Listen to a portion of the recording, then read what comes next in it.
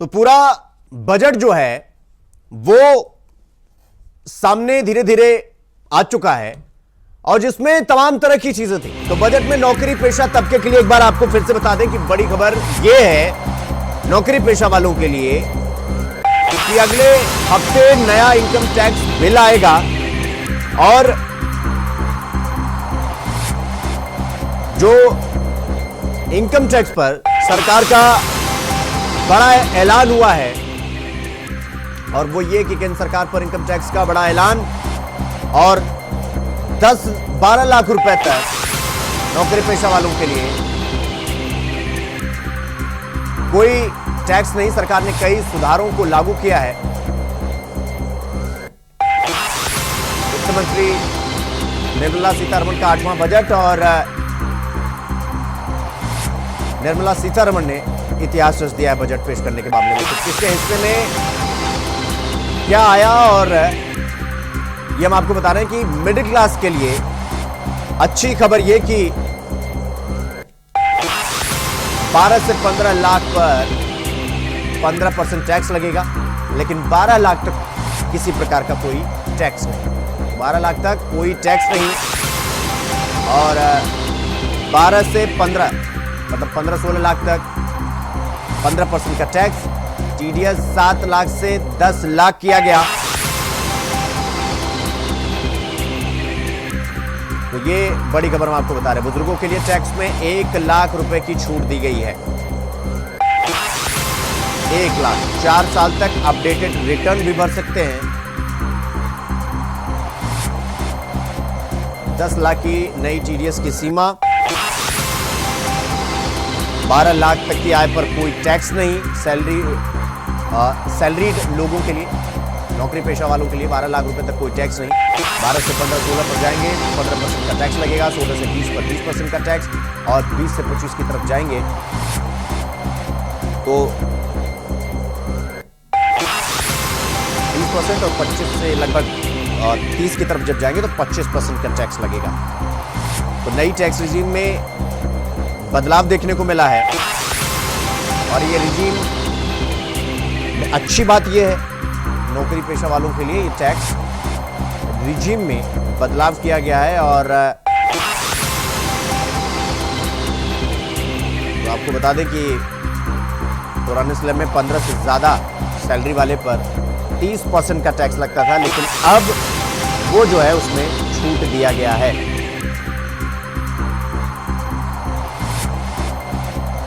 तो अब 12 से 16 पर 15% टैक्स। पुरानी वाली में 10 से 12 पर ही 15% टैक्स लगता था, लेकिन अब नई टैक्स रिजीम में 12% तक मतलब 12 लाख तक कोई टैक्स नहीं। 12 लाख रुपया तक कोई टैक्स नहीं। और अगर फायदा देखने जाएं तो 80,000 रुपए जो है 12 लाख वाले पे, 18 लाख रुपए वाले पे 70,000, 25 लाख पे 1,10,000 का नौकरी पेशा वालों के लिए फायदा। तो ये अच्छी संकेत मिडिल क्लास वालों के लिए।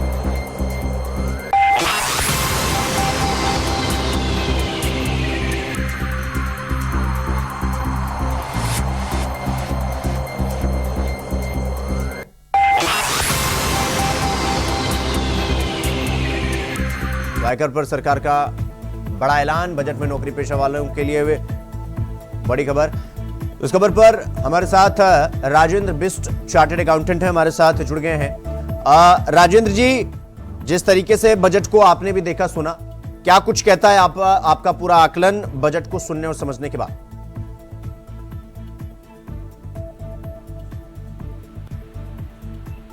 राजेंद्र जी एक बार म्यूट हो गया शायद, एक बार अनम्यूट कर लेंगे तो आपकी आवाज सुचारू रूप से हमारे पास आ सकती है।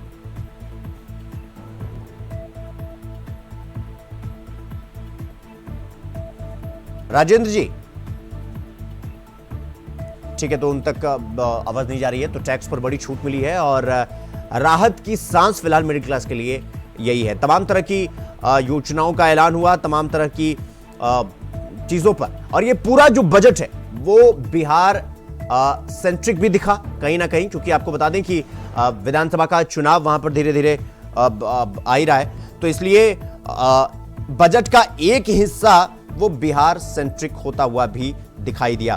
तो आपको बता दें कि बजट में सीनियर सिटीजन्स के लिए टीडीएस की सीमा 50,000 से बढ़ाकर 1 लाख तक कर दी गई है और कैंसर की दवाएं सस्ती की जाएंगी। 3 साल में सभी जिलों में कैंसर डे से केयर सेंटर बनाया जाएगा और अगले फाइनेंशियल ईयर में से 200 सेंटर बनाए जाएंगे। तो आपको बता दें कि सरकार का फोकस बिहार पर होता हुआ खास करके दिखा और इसी साल चूंकि अक्टूबर और नवंबर में विधानसभा के चुनाव हैं तो सीतारमण ने बिहार के लिए national institute of technology food technology की स्थापना का ऐलान किया। तो हमारे साथ हमारे मेहमान राजेंद्र बिष्ट हमारे साथ चार्टर्ड अकाउंटेंट है, हमारे साथ जुड़ गए हैं। राजेंद्र जी, मेरी आवाज सुन पा रहे हैं आप? हेलो, हाँ जी। राजेंद्र जी, पूरा बजट सुनने के बाद, समझने के बाद आपका पहला आकलन क्या कुछ कहता है इस पूरे बजट को लेकर?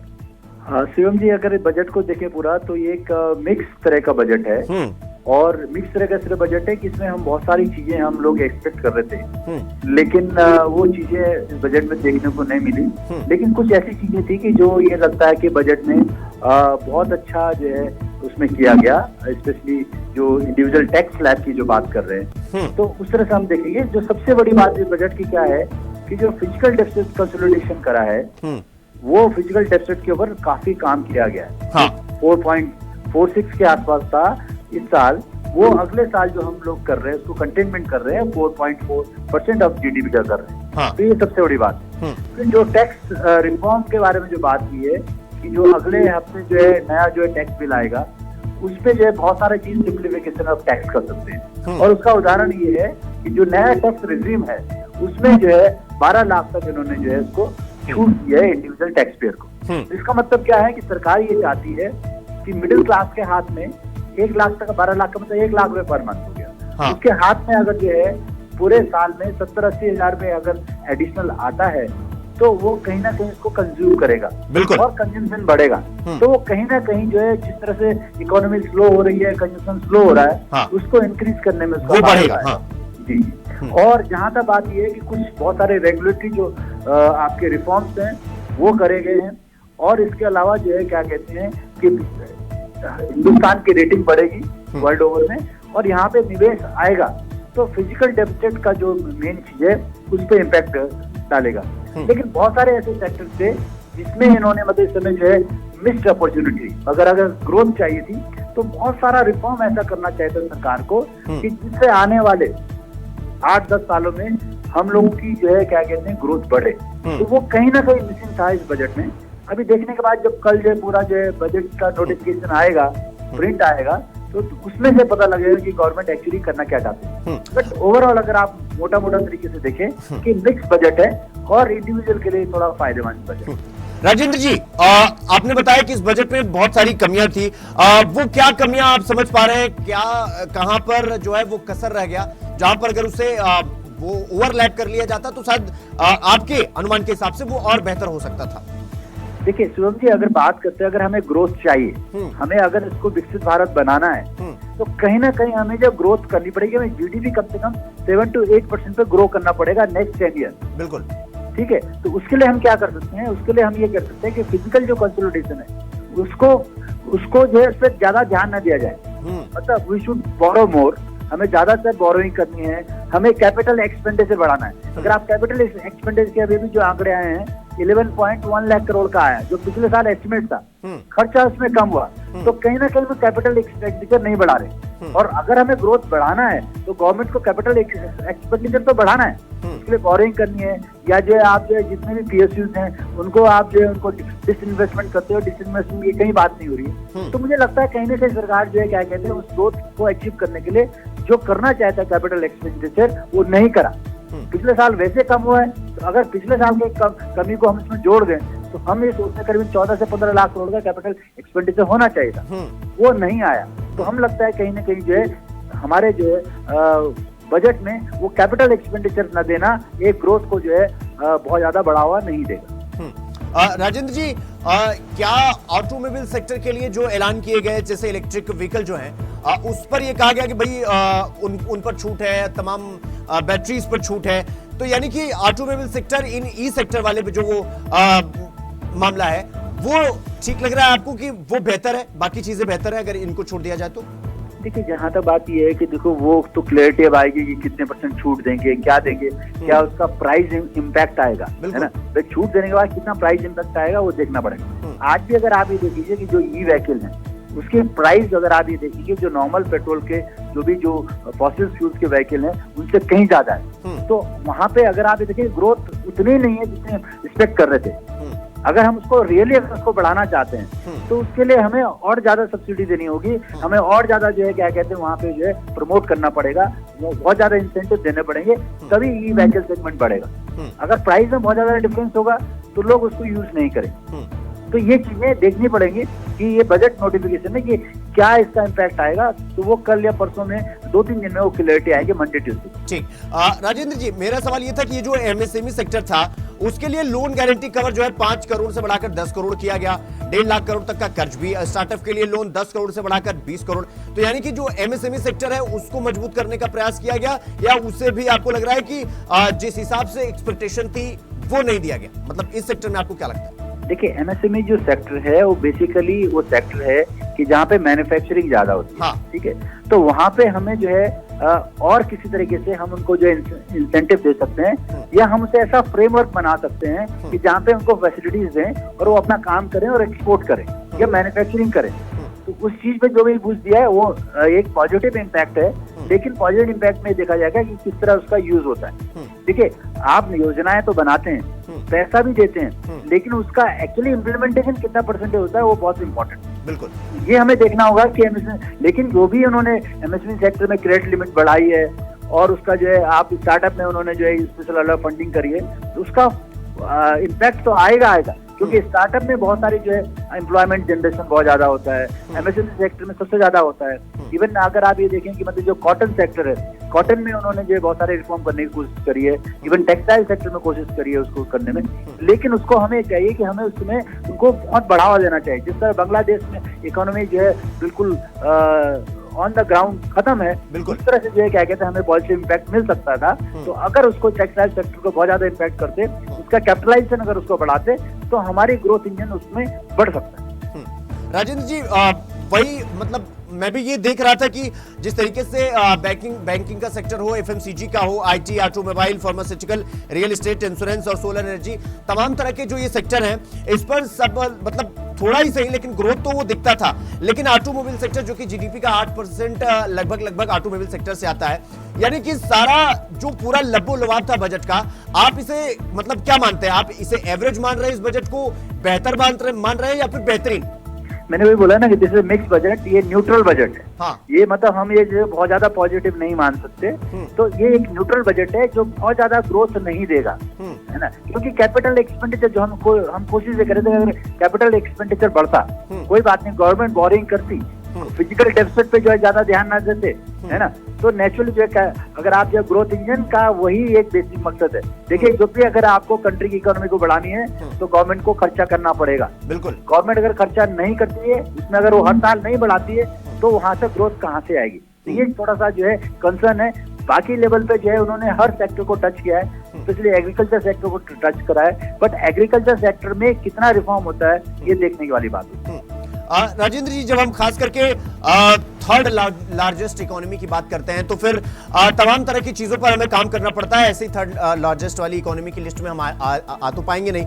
अब सवाल ये उठ जाता है कि कहां कोर कसर रह गई? आपका आकलन क्या कहता है कि किस सेक्टर में ज्यादा ध्यान देना चाहिए था, और अगर उस पर ध्यान दे लेते तो शायद और बेहतर हो सकता था, या जो वो सपना है थर्ड लार्जेस्ट इकोनॉमी में जाने का वो साकार होता हुआ दिखाई देता, वो रोड मैप दिखाई देता, वो ग्रीन बुक दिखाई देती? सबसे बड़ी बात जो है, हमें 3 चीजों पे ध्यान देना है।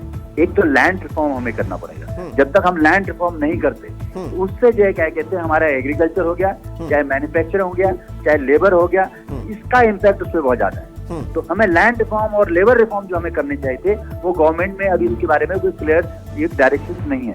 अगर हम उस पर बहुत ज्यादा रिफॉर्म करते हैं तो हमारी इकोनॉमी में ऑलरेडी बूस्ट मिलता है। जहां तक मैन्युफैक्चरिंग सेक्टर की बात है, उसमें एमएसएमई को जो है हम लोग बहुत ज्यादा उसमें जो है कैपिटल एक्सपेंडिचर करें, उनको लोन गारंटी और बढ़ाएं और उनको एक स्किल डेवलपमेंट का काम करें।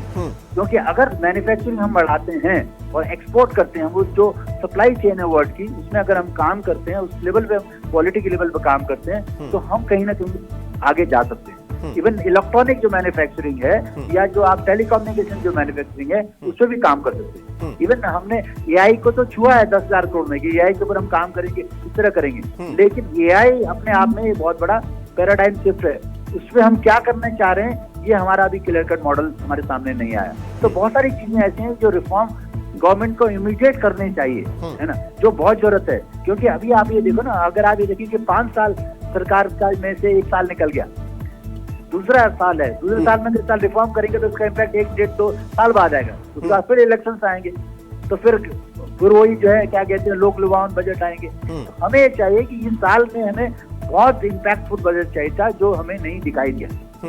राजेंद्र जी, चूंकि हम मैन्युफैक्चरिंग की बात कर रहे हैं और तमाम तरह के इलेक्ट्रॉनिक्स की चीजों का जिक्र कर रहे हैं हम, सवाल अभी सुबह भी मैं यही चर्चा कर रहा था बजट से पहले कि भाई हम चाइना का जिक्र कर लेते हैं कि भाई चाइना से हम एक्सपोर्ट करते हैं सामान और अपने यहाँ वो चीज बनाए तो बेहतर हो सकता है, लेकिन उसमें कई जानकारों का ये कहना था कि हमारे यहाँ टैक्स सिस्टम ऐसा है कि चाइना से लाना सस्ता पड़ जाता है, लेकिन अपने यहाँ मैन्युफैक्चरिंग और फिर वो टैक्स प्रक्रिया से होकर गुजरने में हाथ में कुछ आता जाता है नहीं, इसीलिए वो चाइना से इंपोर्ट कर लिया जाता है। मेरा सवाल ये है कि ये चाइना और ये तमाम तरह की जो इंडस्ट्रीज हैं, जो देश है जो अपने यहाँ इन सब सेक्टरों पर खासा ध्यान रख रहे हैं, वो ऐसा क्या कर रहे हैं जिससे वो बेहतर कर पा रहे हैं और अभी तक हम उससे बिलियंस ऑफ डॉलर में जो है इंपोर्ट एक्सपोर्ट कर रहे हैं? शिवम जी, सिंपल बात है। देखिए, सिंपल बिजनेस का एक फंडा है कि हमारे पास जब भी हम कोई मैन्युफैक्चरिंग डालते हैं तो it should be competitive in the world class. पहली चीज, मैन्युफैक्चरिंग वर्ल्ड क्लास होनी चाहिए, तभी आपका जो है काम करेगा। नंबर 2, ये इकोनॉमिकल होना चाहिए,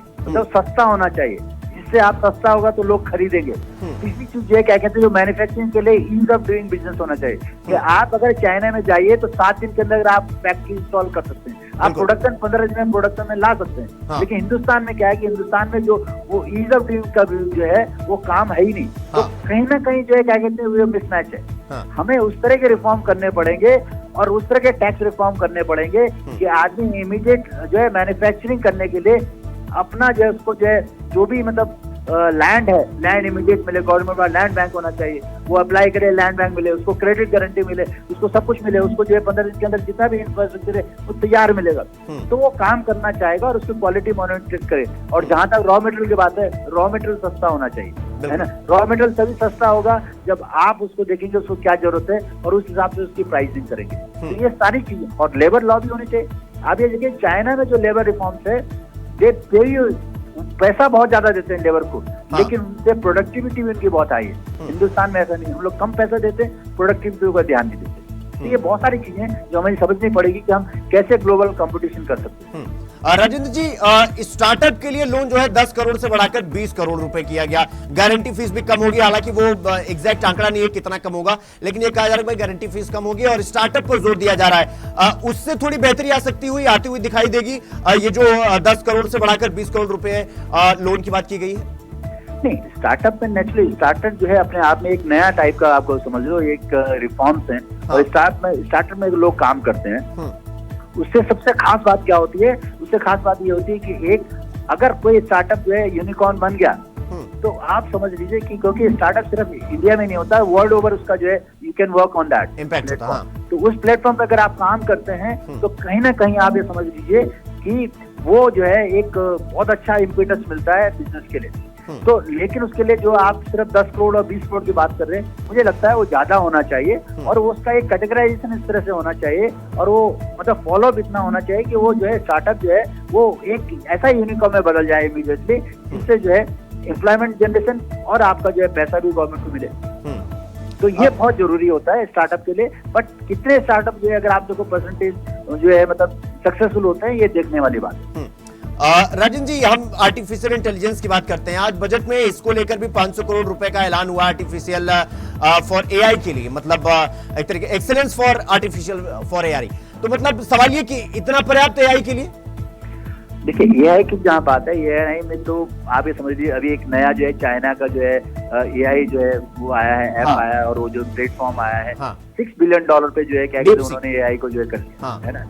जबकि आप बात करते हैं कि जो ऑलरेडी चैट बॉक्स जो यूएस के हैं वो $60 बिलियन में, क्या हम उतना खर्चा कर सकते हैं एआई के लिए? हमें उस पर नेचुरली जो है उस पर काम करना पड़ेगा, उसके लिए अलग बजट एलोकेशन देनी पड़ेगी। और अगर एआई हम जैसे वो कहते हैं कि उन्होंने कहा कि विदिन 6 मंथ हम नया अपना इंडियन जो है एआई चैट बॉक्स जो है कर लेंगे।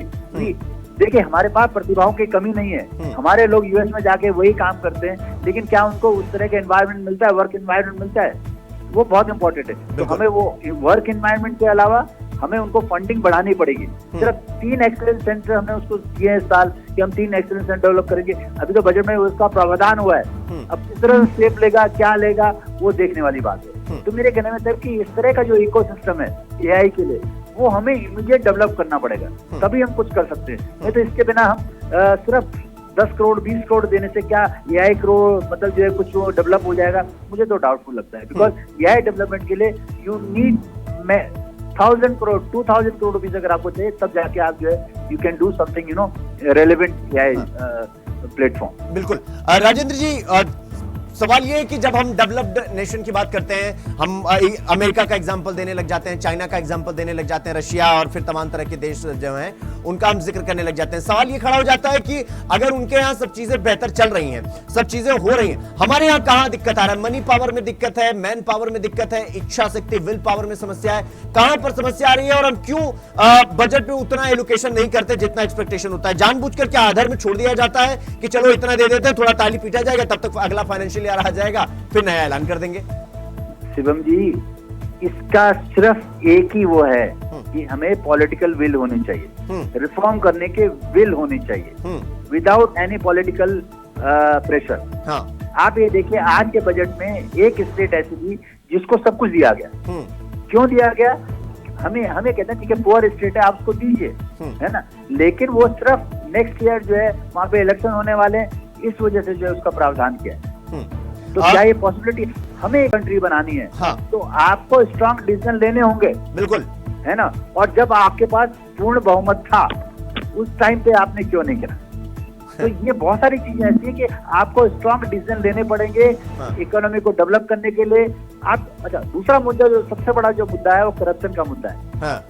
अगर हम जितना भी पैसा हम लोग जो है क्या कहते हैं एलोकेट करते हैं, हाँ, उसमें कितना पैसा जो है मतलब आप समझ लो ग्राउंड पे लगता है। हाँ। ये बहुत इंपॉर्टेंट चीज है। अगर आज भी करप्शन है, कितना परसेंटेज करप्शन है, तो उसका इम्पैक्ट कितना है, तो हमारा ऑटोमेटिकली आप समझ लीजिए ग्रोथ नहीं होगी।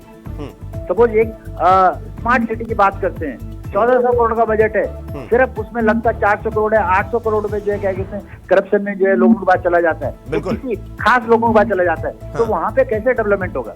उसको जो है जो पिलफ्रेज है, जो जिस तरह का इम्प्लीमेंटेशन है, उसको हमें 100% करना होगा। तो ये सारी चीजें कि अगर हमें डेवलप्ड नेशन बनाना है तो हमें बहुत सारा माइंडसेट चेंज करना पड़ेगा, हमें बहुत सारी चीजें जो है लूप होल को बंद करना पड़ेगा। नहीं तो जिस तरीके से राजेंद्र जी अब इस बजट में हम देखें तो बहुत सारी चीजें वो बिहार सेंट्रिक थी। अब कहने वाले तो ये भी कह रहे हैं कि भाई बिहार में चुनाव है इसलिए ज्यादातर बिहार पर जो है फोकस किया गया है। तो क्या एक समस्या ये भी खड़ी हो जाती है वो फ्रीबीज वाला सिस्टम, और इसके बाद फिर ये जो आपने जिक्र किया लोन लेकर यहां से फरार हो जाना या माफ कर देना या फिर बड़े बड़े उद्योगपतियों का झंडा गाड़ देना, वो भी एक समस्या है क्या? बिल्कुल है, वो तो बिल्कुल है ही। मैं आपको बता रहा हूँ ना, जब आप एक देश की बात करते हैं, आपका एक सेट टारगेट ऑब्जेक्टिव है कि हमें 2047 में हमें जो है इसको जो है डेवलप नेशन बनाना है, तो हमें स्ट्रांगली जो है इम्प्लीमेंट करना होगा। हमें ऐसे लॉज बनाना होगा कि कोई उसका जो है वायलेशन ना करे, है ना। एक स्ट्रांग जो है विल होनी चाहिए कि अगर कोई वायलेशन करता तो आप समझ लो सिर्फ एक पार्टी का कोई नेता है उसके ऊपर आप जो है कोई वो कर रहे हैं, दूसरे पार्टी के नेता को आप कुछ नहीं कह रहे, तो ये जो है कैसे कर सकता है? ऐसा नहीं चल सकता। तो आप ये बात करते हैं कि जो आज भी जो टैक्स में हमें थोड़ा रिफॉर्म दिख रहा है, वो 5 तारीख को भी एक जो इलेक्शन है, तो मुझे लगता है कि वो भी एक तरह का जो है एक सगुफा है, मतलब जो है कि हम देना चाहते हैं कुछ। तो इस तरह से इकोनॉमी नहीं चल सकती। इकोनॉमी को तो आपको समझना पड़ेगा कि हमें कैसे उसको ग्रोथ करना पड़ेगा, कैसे फॉरेन इन्वेस्टमेंट्स को लाना पड़ेगा। तो ये सारी चीजें, तो बजट ओवरऑल ठीक है, न्यूट्रल है, हम कहते हैं बहुत ज्यादा नहीं है, बट मुझे कहने का मतलब ये है कि आने वाले समय में अगर हमें ग्रोथ इम्पेटस चाहिए तो हमें बहुत सारे रिफॉर्म करने पड़ेंगे, और वो रिफॉर्म अगर आप नहीं करते हैं तो फिर आप वो 6.4, 6%, 6.7% की ग्रोथ रेट मिलेगा। You can not achieve that objective. बिल्कुल ठीक है राजेंद्र जी, मैं आपके पास आऊंगा। डॉक्टर ए रहमद्दीन साहब अर्थशास्त्री हमारे साथ, वो भी जुड़ गए हैं। डॉक्टर ए रहमद्दीन साहब, पूरे बजट को देखकर आपका आकलन क्या कहता है, क्या फायदा क्या नुकसान, बियर या बुल? मुझे जहाँ तक लगता है आज के दिन में जो वर्ल्ड में जितनी वॉलेटिलिटी है, उसके बाद में भी एक डेवलपमेंट ग्रोथ 6.4% तक आना बहुत बड़ा अचीवमेंट है। और एक समृद्ध एवं विकसित भारत के जो तरफ जो हमारा बढ़ता कदम है 2047, तो समावेशी बजट है जिसपे लगभग सब पे ध्यान दिया गया है। और बाय प्रोफेशनल मैं डॉक्टर ऑल्सो, तो अगर मैं हेल्थ केयर सेक्टर की बात करूँ तो डिस्ट्रिक्ट हॉस्पिटल पे फोकस करना, नए 75,000 फीस कराना मेडिकल कॉलेज के लिए। अभी डॉक्टर पेशेंट रेशियो जो है वो है इंडिया में एक डॉक्टर पे लगभग 850। तो ज्यादा डॉक्टर्स होंगे तो लोगों को ज्यादा फायदा होगा। कैंसर पे ध्यान दिया गया, तो डे केयर सेंटर लगभग 200 इंडिया में खोले जाएंगे ताकि कैंसर स्क्रीनिंग हो सके और कैंसर का ट्रीटमेंट में बेहतर हो। लगभग 36 कैंसर हॉस्पिटल जो दवा है उसको टैक्स फ्री किया गया है।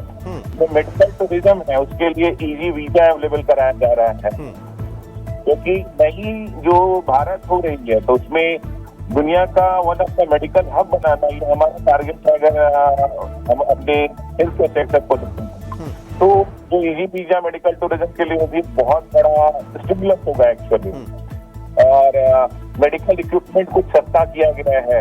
इंश्योरेंस सेक्टर में जो 100% एफडीआई करने से जो मिडिल क्लास वर्ग आज के दिन महंगा इंश्योरेंस लेता है और उसको वो सुविधाएं नहीं मिलती जो कि अमेरिका या वेस्टर्न वर्ल्ड में मिलता है, तो अब उनको जो है सो एक अच्छा सस्ता इंश्योरेंस मिल पाएगा। कंपटीशन ज्यादा होगा तो that will be better. MSME के लिए भी बहुत अच्छा है। और आज के दिन में एमएसएमई लगभग भारत के 50% एक्सपोर्ट का पार्ट करती है और लगभग 1/3 of pound economy GDP MSME.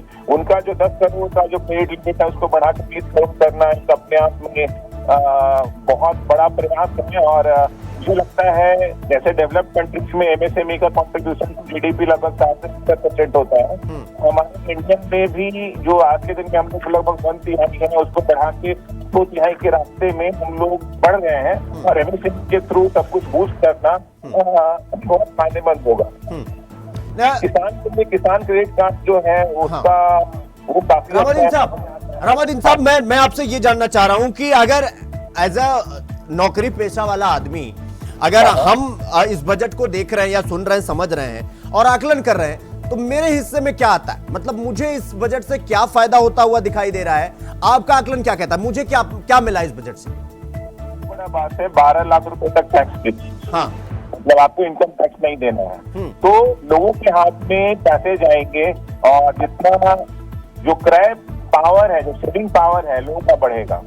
तो टोटल मिला के लगभग सरकार के ऊपर 1 लाख रुपए से 1 लाख करोड़ का बर्डन आने वाला है। लेकिन जो ओवरऑल स्टिमुलस मिलेगा जीडीपी को और मध्यम वर्ग को इसके कारण, तो वो बहुत ही ज्यादा फायदेमंद होगा।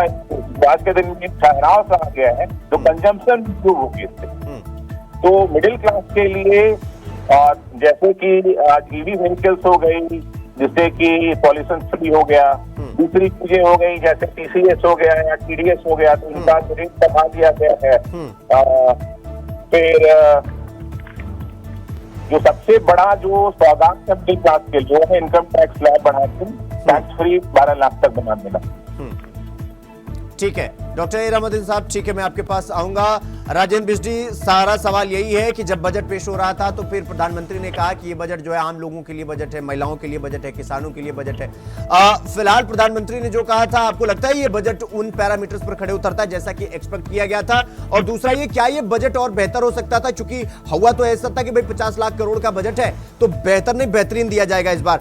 वो एक्सपेक्टेशन, आप लोग तो ज्यादा ही आकलन करते हैं, पढ़ते लिखते हैं, आपका आकलन कहता है सब सारे पैरामीटर पर सही है या बेहतर जा सकता था मामला?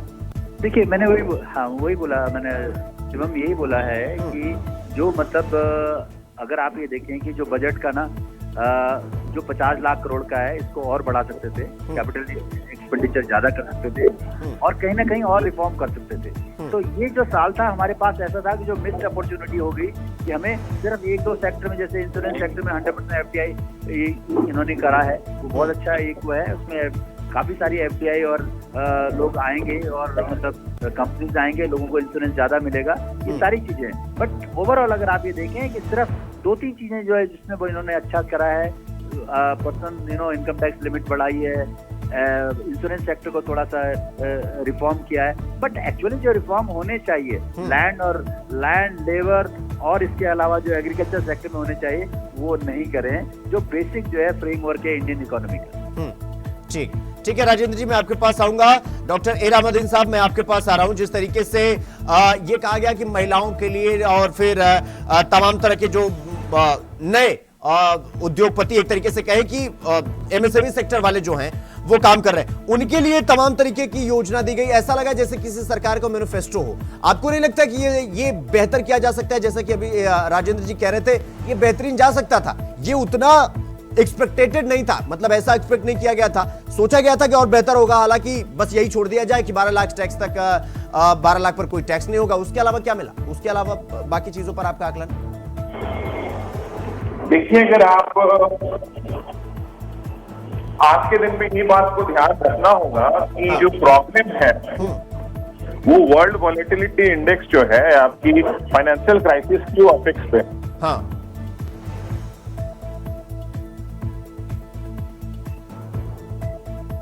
तो बढ़ा के 7 या 8 तक ले जाना, हाँ, वो आसान नहीं। तो सब कुछ तो मैनेज करते हुए ये बहुत अच्छा बैलेंस बनाने की कोशिश की गई है। रिफॉर्म भी किया गया है जहां पॉसिबल हो सकता था और जिससे डायरेक्ट लोगों पे डायरेक्ट इम्पैक्ट आ सकता था, और एमएसएमई का 10 करोड़ से बढ़ा के 20 करोड़ करना या तो टीसीएस या टीडीएस बढ़ाना, तो ये सब बहुत फायदेमंद है। और सरकार और एक तरफ तो बहुत ज्यादा जो बर्डन आ रही है, 12 लाख तक में जाने के कारण 1 लाख करोड़ का बर्डन आ रहा है सरकार के ऊपर से, तो सरकार वहन कर रही है और ये पैसा सीधे मिडिल क्लास और बाकी लोगों के पॉकेट में नहीं जा रहा।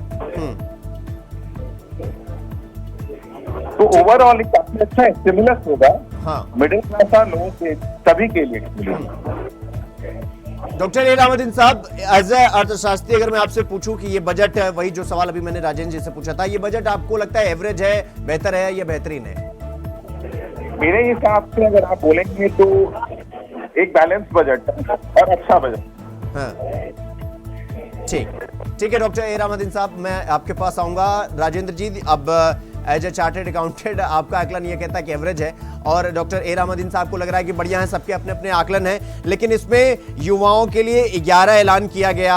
इसके बाद मैं देख रहा हूं कि किसानों के लिए भी 11 ऐलान किया गया, बुजुर्गों के लिए 6 ऐलान किया गया, बाकी सारी चीजें हुई। सभी सेक्टर पर खास फोकस रखा गया, लेकिन जो सेक्टर देश की इकोनॉमी को बूस्ट कर सकते थे, क्या उन पर उस तरह का फोकस नहीं किया गया?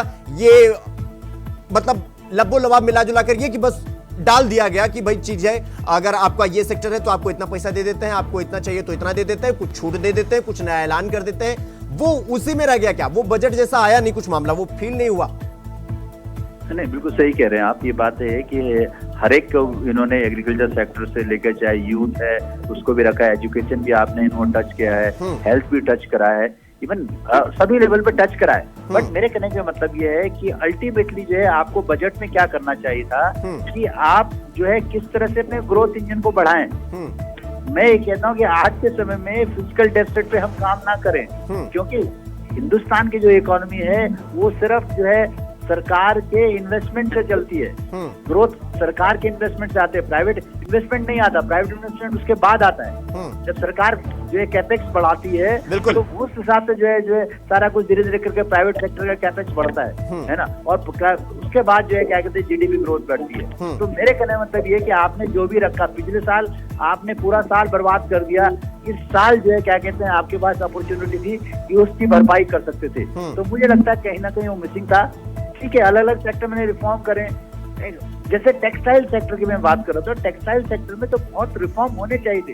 हमारे पास अपॉर्चुनिटी थी, बांग्लादेश में इकोनॉमी टोटली सैचुर्ड, तो हमारे पास थी कि हम जो है किस तरह से जो है क्या कहते हैं हम अपनी मैन्युफैक्चरिंग को बढ़ा सकते थे, किस तरह से हम उनके जो है आगे जा सकते थे। तो हमारे पास वो मिस्ड अपॉर्चुनिटी हो गई, वहां पे रिफॉर्म है बट इतना नहीं है। हम कॉटन के लिए जो प्रोडक्शन के लिए जो किसान है उनको किस तरह से जो है ज्यादा से ज्यादा जो है हमको हेल्प कर सकते थे। ठीक है, उन्होंने उसमें टच किया कि हम उसको इस तरह से करेंगे, नए चीज लाएंगे, किस तरह से जो है उसकी जो प्रोडक्शन बढ़ाएंगे। बट एक्चुअली में जो है क्या करना चाहिए वो बहुत इंपॉर्टेंट है, उस पर कैपिटलाइजेशन होना चाहिए। मैन्युफैक्चरिंग सेक्टर पे जो है क्या कहते हैं, आपने सिर्फ एमएसएमई की बात करी, आप बात करते हैं कि भाई जो फॉरेन जितने भी जो बहुत मैन्युफैक्चरिंग सेक्टर है यूरोप में, they can come in India and they give a subsidy on that, तो उसमें भी टैक्स कम करते। तो वो लोग क्या होते हैं कि यहाँ पे मैन्युफैक्चरिंग करते हैं बिकॉज यहाँ पे सस्ता पड़ता है, they can export anywhere else. तो ये सारी चीजें जो है क्या कहते हैं, हम लोग सोच रहे हैं कि जिस तरह से मैन्युफैक्चरिंग होनी चाहिए तो मैन्युफैक्चरिंग सेक्टर को उतना जो है नहीं मिलेगा, ये सबसे बड़ी बात है। ठीक है राजेंद्र जी, सवाल वही आ जाता है घूम फिर के कि जहां हम बेहतर कर सकते थे, जैसे तमाम तरह की एक्सपेक्टेशन थी इस बजट से, वो परिपूर्ण नहीं हुआ। बाकी ध्यान तो सबका रखा गया, मतलब बजट को अगर पूरा ध्यान से देख लिया जाए तो बजट में ध्यान तो सबका रखा गया, व्यापारी से लेकर महिला, युवा, सबके लिए ध्यान दिया गया है, किसान और बुजुर्ग सबके लिए ध्यान दिया गया है। सवाल यही हो जाता है कि जहां बेहतर हम कर सकते थे, जहां हम जा सकते थे बढ़िया, वहां किए नहीं। हम मैन्युफैक्चरिंग की बात करते हैं, हम डेवलप्ड नेशन की बात करते हैं, हम अमेरिका, फिर चाइना, लंदन, तमाम तरह की देशों का कंपैरिजन करने लगते हैं। हम ये कहते हैं कि देखिए हम दिन ब दिन बेहतर हो रहे हैं तमाम बीमारियों के बीच में या कोरोना जैसी आर्थिक तंगियों के बीच में। तो अगर उस कंपैरिजन में देखा जाए तो हमारा देश आगे धीरे धीरे बढ़ रहा है या कहीं जाकर स्टक होता हुआ दिखाई दे रहा है, और खास करके बजट ऐसे आ जाए जहां पर कुछ क्लियर ही ना हो पाए, इतना सब कुछ होने के बावजूद भी बजट एवरेज दिखाई देता हो। मुझसे बात कर रहे हैं? जी राजेंद्र। हाँ शिवम जी, देखिए एक्चुअली क्या है ना कि देखिए हमें पता है क्या कंपेयर करना पड़ेगा। हमें ये कंपेयर करना पड़ेगा अदर नेशन के साथ। We are on 5th ranking, हमने उनसे आगे कैसे बढ़ना है डेवलपमेंट। तो हमें सबसे बड़ी चीज चाहिए इंफ्रास्ट्रक्चर। इंफ्रास्ट्रक्चर हमारा वर्ल्ड क्लास होगा तो हमारे पास सब कुछ जो है पॉजिटिव होगा, नंबर 1। तो अगर इंफ्रास्ट्रक्चर पे कौन पैसा लगाएगा? सरकार पैसा लगाएगी। तो सरकार को पैसा लगाना है इंफ्रास्ट्रक्चर में, और उसका जो एक रोड मैप होना चाहिए कि हमें इतने दिन में ये चीज करना है। ठीक है। नंबर 2 जो है, हमें जो रिफॉर्म करने पड़ेंगे, लैंड रिफॉर्म। अगर मैन्युफैक्चर बनानी है तो land reform is very very important thing. उसके साथ जो है लेबर रिफॉर्म हमें करना पड़ेगा कि हायर सैलरी हम कैसे दें, हम कैसे जो है स्किल डेवलपमेंट करें जिससे हमारी मैन्युफैक्चरिंग बढ़े। और जो फॉरेन के जो भी मैन्युफैक्चरर्स हैं बड़े वाले, कैपिटल गुड्स में करते हैं, इलेक्ट्रॉनिक्स में करते हैं, या और सेक्टर में जहाँ पे हम लोग आगे जा सकते हैं, इवन वहाँ पे हम रॉ मटेरियल कैसे कम करें, कैसे स्किल डेवलपमेंट कम करें, और मैन्युफैक्चरिंग कैसे उसको ग्रोथ करें। तो हमें उसमें टैक्सेस भी कम करने पड़ेंगे। हम सपोज रॉ मटेरियल जो इम्पोर्ट करते हैं तो टैक्सेस हमें कम करने पड़ेंगे इम्पोर्ट पे। तो वो चीजें, सारी चीजें जब ये सब एक मिलता है तो उसको इम्पीटस मिलता है। और उस तरह का क्या होगा कि स्पेशल इस तरह के लोग एक अलग वो इस तरह का डेवलप करना पड़ेगा कि जहाँ पे जो है क्या कहते हैं कि मतलब सारी चीजें मिलके और इमीडिएट जो इसका इफेक्ट हो, उससे पैसा दिया जाए, उसको लोग काम करें, जो सीरियस प्लेयर है उनको जो है काम करने का मौका मिले, तो तभी तो डेवलप हो सकता है। बिल्कुल। तो ये बहुत सारी चीजें जो जहाँ पे हम करना चाहते हैं कर सकते हैं, वहाँ पे हम नहीं कर पाते। ठीक है राजेंद्र जी, मैं आपके पास आऊंगा। डॉक्टर एरामद्दीन साहब, सुन पा रहे हैं आप मुझे? 200 नए डीकेयर सेक्टर खोलना। डॉक्टर एरामद्दीन साहब, आवाज आ रही है मेरी? हाँ, आ रही है जी। डॉक्टर एरामद्दीन साहब, तमाम तरह की चीजें थी, मतलब जैसा कि मैंने कहा कि ध्यान तो सबका रखा गया है इसमें, कि सबके लिए ऐलान हुआ है, बुजुर्गों के लिए, महिलाओं के लिए, युवाओं के लिए, किसानों के लिए, तमाम तरह की ऐलान किए गए। लेकिन अगर मैं आपसे पूछूं कि इस बजट में क्या वो 3 कमियां रह गई जिसमें ऐड किया जाता तो शायद हम जो वो सपना देखते हैं डेवलप्ड कंट्री में जाने का और 3rd लार्जेस्ट इकोनॉमी बनने का, वो हम साकार करते, या फिर कहीं पर वो कोर कसर छूट गया कि भाई इतना सब कुछ होने के बावजूद ये 12 लाख रुपया में कोई टैक्स नहीं, और फिर 12 से 15 में 15 का टैक्स, मतलब सिर्फ मामला यहीं तक रह गया क्या? देखिए, जहां तक मुझे लगता है तो मेरा जो पर्सनल पॉइंट ऑफ व्यू है कि कहीं ना कहीं जिस हिसाब से हम लोग ग्रो कर रहे हैं और अपना ग्रोथ रेट अगर बढ़ाना है तो जीएसटी को और सिंप्लीफाई करना होगा। जीएसटी बहुत कॉम्प्लिकेटेड है अभी भी, और जीएसटी को सिंप्लीफाई करना होगा, वो सबसे जरूरी है। और जहां तक जितना ज्यादा पैसे लोगों के, आज के दिन में हमारी जो व्यवस्था या फिर हमारी जो इकोनॉमिक थोड़ी कमजोर जो हुई, जो 7% के आसपास में जो हमारा ग्रोथ रेट एक्सपेक्टेड था, जो कि घट के लगभग 6.24 के आसपास में आया। तो कंजम्पशन बढ़ाने के लिए अलग से प्रयास करना होगा। तो कंजम्पशन बढ़ाने के लिए ऐसे 12 लाख जो हम लोगों ने किया है, तो एक बहुत अच्छा प्रयास है। और अगर टैक्स सैलरीकरण थोड़ा और हो तो उससे बहुत फायदा हो सकता है। दूसरा, रिफॉर्म को थोड़ा जो 2019 के बाद से उतना स्पीड अप नहीं है, लेकिन इस बार जो इंश्योरेंस सेक्टर का जो रिफॉर्म किया वो बहुत स्वागत योग्य है। और कुछ और लिबरलाइजेशन की तरफ हमें बढ़ना चाहिए। सरकार को खुद कैपेक्स के में इन्वेस्टमेंट के करने की जगह पे अगर प्राइवेट प्लेयर्स का अगर रोल बढ़ाएं तो वो ज्यादा अच्छा होगा। ठीक है, प्राइवेट प्लेयर्स को ज्यादा लाना चाहिए।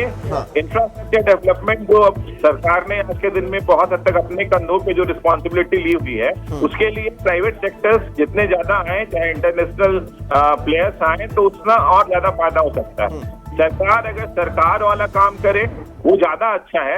जो मैक्सिमम जो काम जो बाकी जो किसी और से कराया जा सकता है, तो दूसरे से कराना चाहिए। ठीक है डॉक्टर इनामुद्दीन साहब, मैं आपके पास आऊंगा। राजेंद्र बिष्ट साहब, ग्रोथ रेट की बात हम कर रहे थे। ग्रोथ रेट वही मतलब 6.3, 6.4, 6.8 आते आते ऐसा लगता है दम टूट जाता है। हम चूंकि मान के बैठे हैं कि हम 7, 7.5 लगभग आगे बढ़ेंगे धीरे धीरे, लेकिन वो 6.3, 6.4 का उससे हम आगे बढ़ ही नहीं पा रहे। 6.7 जाते जाते 8 जाते जाते हमारी सांसें टूट जा रही हैं। और हम डेवलप्ड नेशन में जाने की बात करते हैं, तो ऐसे कहां पर हमसे चूक हो रही है, कहां पर हम वो फिल इन द गैप वाला जो जगह है उसे फिल नहीं कर पा रहे हैं और हमारा ग्रोथ रेट यहीं पर आकर लटक जाता है और हम बात करते हैं कि डेवलप्ड कंट्री में हमको जाना है। जीडीपी की बात करते हैं तो जीडीपी जो है 6.4 के रेंज में 6.6 तक जो है मतलब एक एस्टिमेटेड है नेक्स्ट ईयर तक। तो अब इसमें कम भी हो सकता है, ज्यादा भी हो सकता है, इतना 6.5 भी हो सकता है। हाँ। तो जीडीपी की जहां तक हम बात करते हैं, अगर जब तक जीडीपी 7% और 8% के बीच में नहीं ग्रोथ करती, तो हमारा जो ऑब्जेक्टिव है आने वाले समय में, तो अगर आप समझो, और उस पर इन्फ्लेशन अगर हम बात 5% की या 4% की इन्फ्लेशन की बात करते हैं, तो somewhere our GSDP will be somewhere around 10%, है ना। बिल्कुल। तो हमें कम से कम 12% जीएसडीपी से ग्रो करना होगा। बिल्कुल, है ना। तो उस बात पे हमें सोचना पड़ेगा, तभी 12% जीएसडीपी से अगर हम ग्रोथ करते हैं, है ना, या मतलब सॉरी नॉमिनल जीडीपी, मैं जीएसडीपी बात नहीं कर रहा, मैं नॉमिनल जीडीपी की बात कर रहा हूँ। अगर हम नॉमिनल जीडीपी 12% से ग्रोथ करते हैं, तब जाके कहीं हम जो है 5 साल में डबल करते हैं। ठीक है। तो हमें जो अगर 5 ट्रिलियन के बाद हम 2025 की बात कर रहे हैं, तो कहीं ना कहीं हमारी जीडीपी जो है हम लोग पीछे रह गए। ठीक है, कोविड वाला जो इफेक्ट था, लेकिन कोविड के बाद तो 2021 के बाद तो हमें ग्रोथ मिली है। हम लोगों ने अच्छा किया है। बिल्कुल। तो फिर वो स्पीड को हम क्यों नहीं बढ़ा पाए? तो जहां तक बात है जीडीपी बढ़ाने के लिए जितने भी सेक्टर हैं, चाहे वो सर्विस सेक्टर है, आपका मैन्युफैक्चरिंग है, उस पर ध्यान देना पड़ेगा। तो मैन्युफैक्चरिंग में देखना पड़ेगा किस सेक्टर में हमें ज्यादा कंसंट्रेशन करना है ना। तो इन सब चीजों को अगर हम सारा कोहेसिव करें, और जैसे अभी डॉक्टर साहब ने भी बोला है कि भाई हम बात कर रहे हैं कि डिफरेंट सेक्टर में, मतलब जैसे जीएसटी को जो है रिफॉर्म करें, तो टैक्स रिफॉर्म तो होना चाहिए। अब आने वाले समय पे देखिए, बिकॉज इनकम टैक्स रूल, अगर इनकम टैक्स को भी सिंप्लीफाई किया जाए, है ना, बहुत ज्यादा कॉम्प्लिकेशन ना हो, तो हमारे पास नेचुरली जो है टैक्स आएगा। जो लोग टैक्स इवेड रहे हैं उनसे हमें पैसा आएगा, तो हमारे पास पैसा तो आना है। 2.5 लाख करोड़ अगर हमें आरबीआई दे रहा है, तो कहीं ना कहीं तो हमें उसको खर्च करना ही करना है। बिल्कुल। तो उसको क्यों नहीं करते, है ना। और आप ये बात बताएं, जहाँ प्राइवेट सेक्टर की जो है कैपेक्स की बात हम बात कर रहे हैं, प्राइवेट सेक्टर का जो कैपेक्स है वो तभी आता है जब गवर्नमेंट पहले कैपेक्स करता है। वो उसके बाद है, उसका आफ्टर इफेक्ट है गवर्नमेंट के बाद। Government should do first, then private sector will do. और उसके अलावा जो दूसरी चीज ये है कि कहीं ना कहीं जो पीएलआई स्कीम्स हैं, उसको हमें और उसका बजट बढ़ाना है। ठीक है, पीएलआई स्कीम से बनानी है। डिफरेंट सेक्टर में कहाँ हम रिफॉर्म कर सकते हैं। आप अगर टेलीकम्युनिकेशन की बात करते हैं, उस पर हम बात कर सकते हैं, क्योंकि वो हमारा एरिया है। हम जो है ऑटो सेक्टर की बात करते हैं, ऑटो सेक्टर की जो एक्सिलरी है उस पर बात कर सकते हैं। हम डिफेंस सेक्टर में बात कर सकते हैं कि वहाँ पे हम पीएलआई बढ़ाएं, वहाँ पे नए प्लेयर्स को जो है हम उनको मौका दें। ये इवन जो बाहर के अदर कंट्रीज के जो मैन्युफैक्चरर हैं उनको बुलाएं, उनको टैक्स रिबेट दें, तो क्यों नहीं मैन्युफैक्चर करेंगे। बिल्कुल। तो ये जो सारी चीजें हैं, ये हमें जो है करनी चाहिए, और तभी हमारा रिफॉर्म होगा, तभी हम जीएसडीपी को जीडीपी को जो है 6-7% से ऊपर ले जाते हैं। ठीक है, राजेंद्र बिष्ट साहब, मैं आपके पास आऊंगा। डॉक्टर इनामुद्दीन साहब, मध्यम वर्ग की बात आप कर रहे थे, मैं देख रहा था कि 13 ऐलान किया गया है। 12 लाख की कमाई पर कोई टैक्स नहीं है, तो पता चला बुजुर्गों के लिए टैक्स छूट डबल की गई। टीडीएस की सीमा 10 लाख, 4 साल का अपडेटेड आईटीआर भर सकेंगे। किराया, टीडीएस छूट, ईवी की गाड़ियां, लिथियम आयन बैटरी सस्ती, एलसीडी एलईडी कस्टम ड्यूटी हटाकर 2.5% की गई। ये सब कुछ आपको नहीं लगता है कि जिस हिसाब से 50 लाख करोड़ का वो हवा बन रहा था, अब मैं तो मतलब एज ए मध्यम वर्गीय परिवार का लड़का तो मैं तो ये मान रहा था कि भाई कुछ तो बड़ा होने जा रहा है, लेकिन मुझे वो दिखा नहीं, वो जो चिंगारी मैं देखना चाह रहा था वो दिखा नहीं। ये तो हर बार आ जाता है कि भाई ये टैक्स हो गया, कहीं पर टैक्स 12 लाख की जगह 10 लाख हो जाता है, यही लाख 2 लाख का अंतर होता है, बाकी और क्या होता है। मतलब बड़े में ऐसे कैसे देखा जाए, इस बजट को किस तरीके से मापा जाए कि ये देश को वृद्धि की तरफ ले जा रहा है। जो 12 लाख किया गया तो उसके कारण एक बहुत बड़ा ब्रॉड बेस आ जाएगा। सरकार उसके लिए 1 लाख करोड़ का वहन कर रही है। और ऐसा नहीं है कि आज के दिन में वर्ल्ड इकोनॉमी ग्रो कर रही है। वर्ल्ड की इकोनॉमी का आज के दिन में डेवलपमेंट रेट 2.7% है। भारत इतने बड़े देश में मतलब की अपेक्षा करना कि हम 10 से 11 12 पहुंच पाएंगे, मतलब इच्छाएं तो बहुत है लेकिन जो प्रैक्टिकलिटी में ये बहुत आसान नहीं है। और उसके लिए डेफिनेटली अगर एक तरफ जब अगर हम लोग लिबरलाइजेशन करते हैं ज्यादा तो दूसरी तरफ सरकार की टांग खींची जाती है।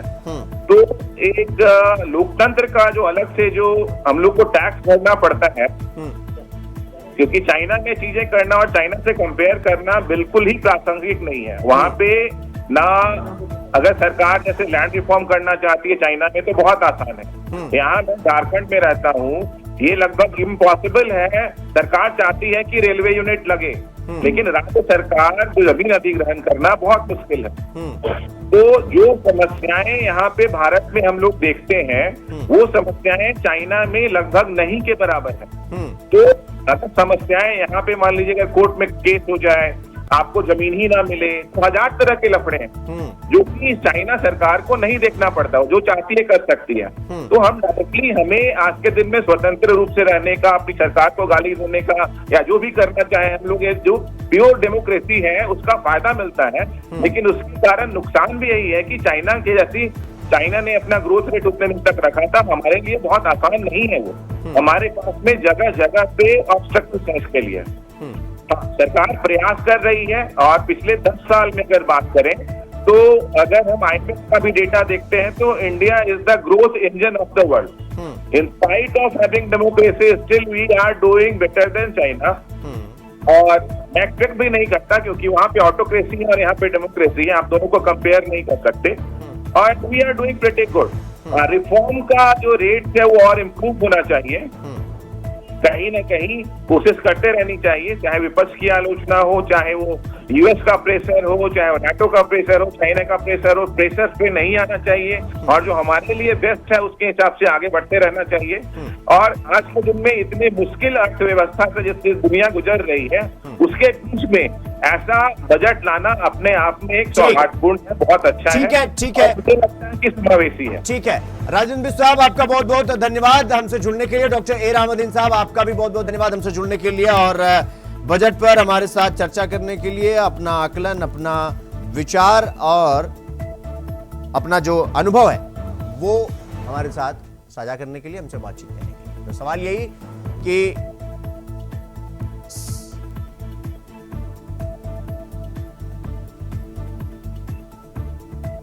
तो टैक्स दर कम हुई है और मध्यम जो वर्ग है उससे एक बड़ी छूट मानी जा रही है। तो हमारे साथ हमारे सहयोगी न्यूज रूम से पुष्पेंद्र चौधरी हमारे साथ जुड़ गए हैं। पुष्पेंद्र, ये जो पूरा बजट है FY 25-26, ये बजट पूरा आकलन क्या कहता है? 50 लाख करोड़ से ज्यादा का बजट, ये बजट इनफ सरवाइव करने के लिए इस देश को बेहतर?